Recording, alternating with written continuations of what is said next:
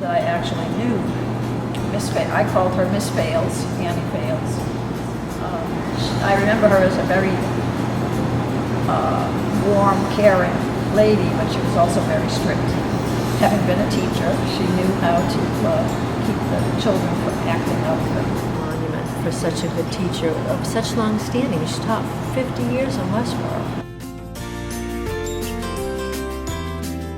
One privilege that we earned was baking cookies with Olive Fales on Saturday mornings. Olive was Annie Fales' sister-in-law, and they lived in the same house. The house is right across the street from the Congregational Church, right on Main Street. And my grandparents lived right next door. So 5 of us would get to go and bake cookies with Olive.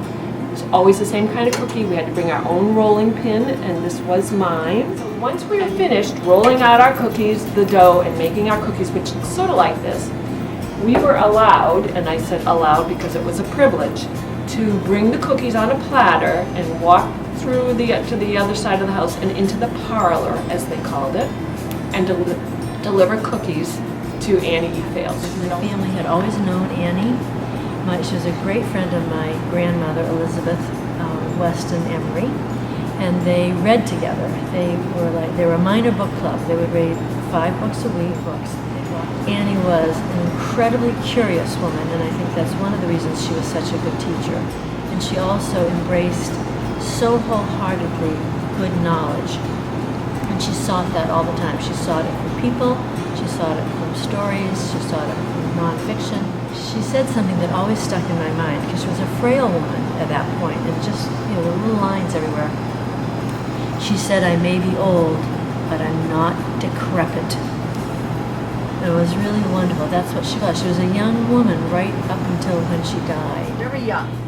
When the first time I met her, I was about 4 or 5 years old. She was had been retired for quite a while at that point. And I was in a private kindergarten downtown. I don't ever remember having another conversation with her or anything. And yet about 20 years later, I was at an event and she was there, and she said, "Well, hello, Charlotte, how are you?" And that just about blew me away, because I had never talked to her again. I'd never been part of her life. And the other thing that I loved about her was she played the organ at the Unitarian Church, which was right next door to her house. And she would invite me, and I'm sure other small children who were interested in music. When the church was empty and she was practicing for Sunday, she'd sit you right beside her on the bench, and she'd play the songs, the hymns that we played for Sunday. Then she would pipe the organ up, and she would play massive Bach fugues that were tremendous. It was like thunder and lightning, and the whole building would shake. It was so noisy.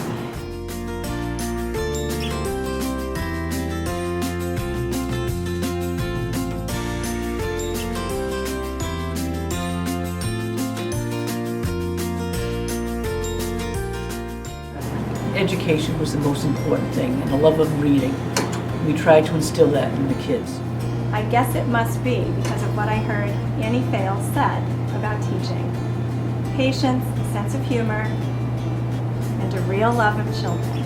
That's what makes a good teacher. I want to say happy 50th birthday. Again, happy birthday, Fales School, and all the teachers and children here. Hi, I'm Charlotte Spinney. I want to say happy birthday to Fales. Well, I wish the Fales School a very happy birthday. Happy birthday, Fales!